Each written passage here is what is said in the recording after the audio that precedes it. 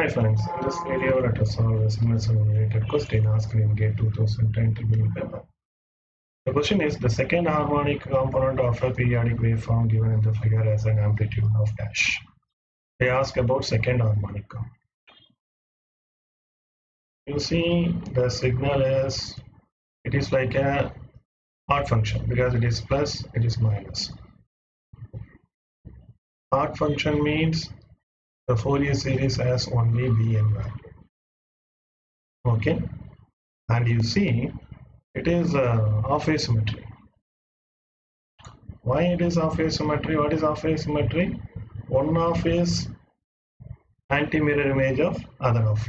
You see this is plus one half cycle. This is other half cycle. It is the anti-mirror image of previous one. It is anti-mirror image of this one. So one half is anti-mirror image of previous one. This is half phase symmetry. Half phase symmetry means we have only odd coefficient or odd harmonics. What they ask is second harmonic. Second is an even number, but we have only odd harmonics. That we don't have any even harmonics. The answer is option 0. So option A, which is 0. Thank you.